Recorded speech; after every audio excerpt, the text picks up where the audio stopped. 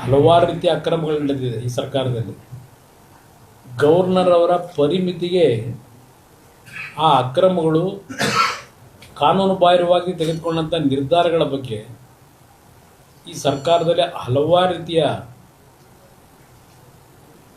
ಗೌರವಾನ್ವಿತ ರಾಜ್ಯಪಾಲರು ಕ್ರಮ ತೆಗೆದುಕೊಳ್ತಕ್ಕಂಥದ್ದಕ್ಕೆ ಅವಕಾಶಗಳಿದ್ದರೂ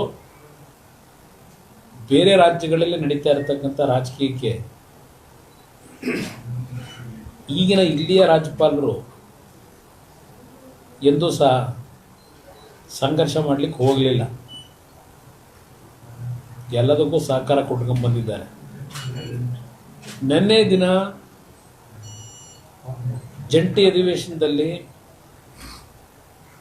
ಏನು ರಾಜ್ಯಪಾಲರ ಕೈಲಿ ಭಾಷಣ ಮಾಡಿಸ್ಬೇಕು ಅಂತ ಹೇಳಿ ಅದೊಂದು ಪ್ರತೀತಿ ಇಟ್ಕೊಂಡಿದ್ದೇವೆ. ಪ್ರತಿ ವರ್ಷ ಸದನದ ಒಂದು ಜಂಟಿ ಸದಸ್ಯರ ಉದ್ದೇಶ ಮಾತನಾಡ್ತಕ್ಕಂಥದ್ದು ಸಂವಿಧಾನ ಚೌಕಟ್ಟಿಗೆ ಇಟ್ಕೊಂಡಿದ್ದೇವೆ. 11 ಪ್ಯಾರಗಳ ಬಗ್ಗೆ ಚರ್ಚೆನೂ ಆಗಿದೆ. ಅದೆಲ್ಲ ಬಿಡಿಸಿ ಹೇಳಲಿಕ್ಕೆ ಹೋಗಲ್ಲ.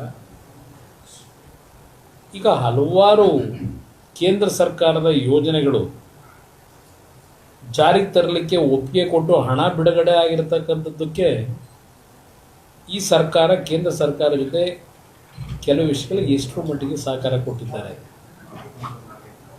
ಇತ್ತೀಚೆಗೆ ನಿಮ್ಮ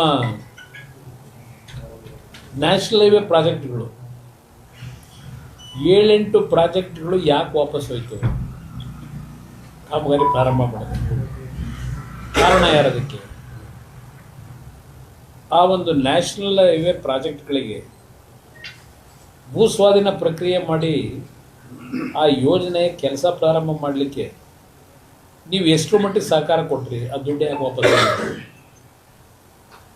ಸುಮಾರು ಒಂದು ಉದಾಹರಣೆ ನಿಮಗೆ ಕೊಡ್ತಾ ಇದ್ದೀನಿ. ಈ ಸರ್ಕಾರ ಯಾವ ರೀತಿ ನಡ್ಕೊತಿದ್ದಾರೆ. ಈಗ ಕೇಂದ್ರ ಸರ್ಕಾರಕ್ಕೆ ಪ್ರತಿಯೊಂದು ರೈತರು ಬೆಳೆದಂಥ ಬೆಳೆ ವಿಷಯದಲ್ಲಿ ಈ ವರ್ಷ ಕೆಲವು ಬೆಳೆಗಳು ನಮ್ಮ ನಿರೀಕ್ಷೆಗೂ ಮೀರಿ ರೈತರು ಬೆಳೆದಿದ್ದಾರೆ.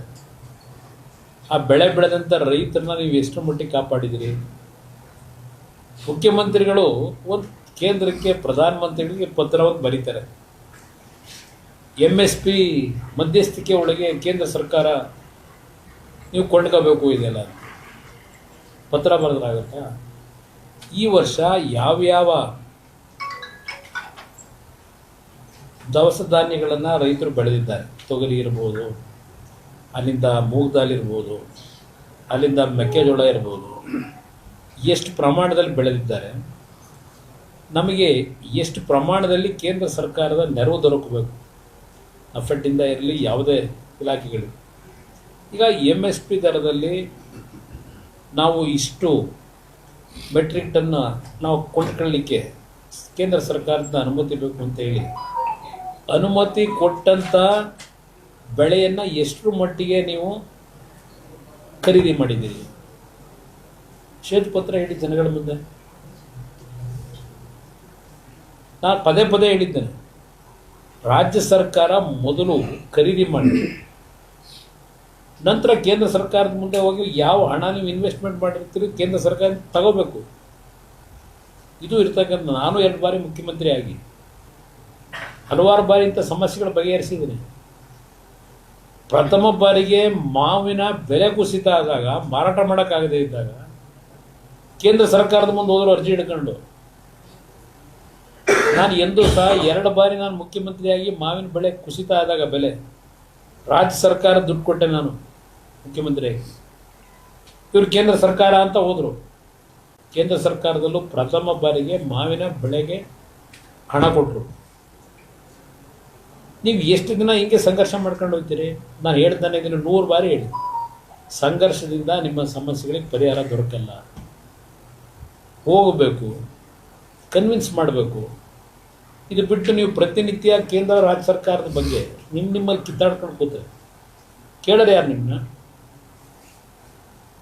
ನಾವು ಅಷ್ಟು ಲಕ್ಷ ಕೋಟಿ ಕೇಂದ್ರ ಸರ್ಕಾರದ GST ಹಣ ಕಟ್ತಾ ಇದ್ದೀವಿ. ಕಟ್ತಿದ್ದೀವಪ್ಪ, ಜನ ಕಟ್ತಾರೆ, ನೀವೆಲ್ಲ ಕಟ್ತಾ ಇರೋರು. GST ಸಿಸ್ಟಮ್ಮು ಬಂದ ಮೇಲೆ ಹೌದು ಹೆಚ್ಚಿನ ರೀತಿಯಲ್ಲಿ ಇವತ್ತು ಹಣ ಸಂಗ್ರಹ ಆಗ್ತಾ ಇದೆ. ನಮ್ಮ ನಿರೀಕ್ಷೆಗೂ ಮೀರಿ ಅದು 15%, 20% ಪ್ರತಿ ವರ್ಷ ಏರ್ತದೆ, ಪ್ರತಿ ತಿಂಗಳು. ಇವತ್ತು ಈ ಫೈನಾನ್ಸ್ ಕಮಿಷನ್ ಬಗ್ಗೆ ನೀವೇನು ಹೇಳ್ತೀರಿ? ಈ ಫೈನಾನ್ಸ್ ಕಮಿಷನ್ ಅಂತಕ್ಕಂಥದ್ದನ್ನ ರಚನೆ ಮಾಡಿದಾರೆ ಯಾರು? ಜವಾಹರ್ಲಾಲ್ ನೆಹರು ಇದ್ದಾಗಲೇ ಫೈನಾನ್ಸ್ ಕಮಿಷನ್ನ ರಚನೆ ಮಾಡಿದ್ದು. ಅವ್ರ ಕಾಲದಲ್ಲೇ ಕೆಲವು ಗೈಡ್ಲೈನ್ಸ್ನ ತಂದಂಥದ್ದು. ಆ ಗೈಡ್ಲೈನ್ಸ್ನಲ್ಲಿ ನಮಗಾಗ್ತಕ್ಕಂಥ ಅನಾಹುತ ಏನಿದೆ ಅಲ್ಪು ಚರ್ಚೆ ಮಾಡಿ ಸರಿಪಡಿಸ್ಕೊಳ್ಳಿ. ಕೇಂದ್ರ ಸರ್ಕಾರ ಬೈದರೆ ಏನಾಗುತ್ತೆ? ಅದರಿಂದ ಇವತ್ತು ರಾಜ್ಯ ಸರ್ಕಾರ ಮತ್ತು ವಿರೋಧ ಪಕ್ಷಗಳು ಎರಡಕ್ಕೂ ನಾನು ಮನವಿ ಮಾಡ್ತೇನೆ. ಹಲವಾರು ಸಮಸ್ಯೆಗಳನ್ನು ಎದುರಿಸ್ತಾ ಇದ್ದೇವೆ. ಒಂದು ಸದನದಲ್ಲಿ ರಾಜ್ಯದ ಸಮಸ್ಯೆಗಳಿಗೆ ಉತ್ತಮವಾದಂಥ ರೀತಿಯ ಒಂದು ಚರ್ಚೆಗಳಾಗಬೇಕು ಅನ್ನೋದು ಜನತೆ ನಿರೀಕ್ಷೆಯನ್ನು ಇಟ್ಕೊಂಡಿದ್ದೀರಿ, ಮಾಧ್ಯಮದ ಸ್ನೇಹಿತರೇ ನಿರೀಕ್ಷೆ ಇಟ್ಕೊಂಡಿದ್ದೀರಿ. ಆ ನಿಟ್ಟಿನಲ್ಲಿ ಕೆಲಸ ಮಾಡ್ಕೊಳ್ಳಿ ಅಂತಕ್ಕಂಥದ್ದನ್ನು ಎರಡೂ ಸದನದ ಎರಡೂ ಕಡೆಗೂ ನಾನು ಹೇಳಲಿಕ್ಕೆ ಬೇಕು. ಅವರ ನೂರಾರು ನ್ಯೂನ್ಯತೆಗಳನ್ನು ಮಾಡಿರ್ತಕ್ಕಂಥ ತಪ್ಪುಗಳನ್ನು ಜನಮಾನಸದಿಂದ ಮರಿಬೇಕು.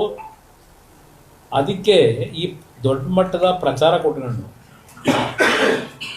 ಅವ್ರು ಮಾಡಿರ್ತಕ್ಕಂಥ ತಪ್ಪುಗಳ ಮುಚ್ಕೊಳ್ಳಿಕ್ಕೆ ಇದು ನಡೀತಾ ಇದೆ ಅಷ್ಟೇ. ಅದು ಹೊರತುಪಡಿಸಿ ಇವರಿಗೆ ಏನು ಸಾಧನೆ ಆಗಲ್ಲ. ಸರ್, ಮಂಡ್ಯದಲ್ಲಿ ಕೈಗಾರಿಕೆ ತೆರೆಯುವ ವಿಚಾರದಲ್ಲಿ ಕುಮಾರಸ್ವಾಮಿ ಅವರು ಸುಳ್ಳು ಹೇಳ್ತಾ ಇದ್ದಾರೆ. ಯಾವುದೇ ಪ್ರೊಸೀಜರ್ ಫಾಲೋ ಮಾಡ್ತಾರೆ ಅಂತ ಕುಮಾರಸ್ವಾಮಿ ಹೇಳ್ತಾರೆ. ನನಗೆ ಅವರ ರಿಯಾಕ್ಷನ್ಗಳಿಗೆ ಉತ್ತರ ಕೊಡಬೇಕಂತ ಅನವಶ್ಯಕ. ಅವರಿಂದ ನನಗೆ ಸರ್ಟಿಫಿಕೇಟ್ ಬೇಕಿಲ್ಲ. ಮಂಡ್ಯ ಜಿಲ್ಲೆಗೆ ಏನು ಮಾಡಬೇಕು ಅಂತಕ್ಕಂಥದ್ದಕ್ಕೆ ಕೇಂದ್ರದಲ್ಲಿ ನಾನು ಇನ್ನೂ 3 ವರ್ಷದ ಅವಧಿ ಇದೆ. ಹೆಚ್ಚಿನ ವಿಡಿಯೋಗಳಿಗೆ ಪ್ರತಿಧ್ವನಿ ಯೂಟ್ಯೂಬ್ ಚಾನೆಲ್ ಸಬ್ಸ್ಕ್ರೈಬ್ ಮಾಡಿ, ಬೆಲ್ ಐಕಾನ್ ಕ್ಲಿಕ್ ಮಾಡಿ.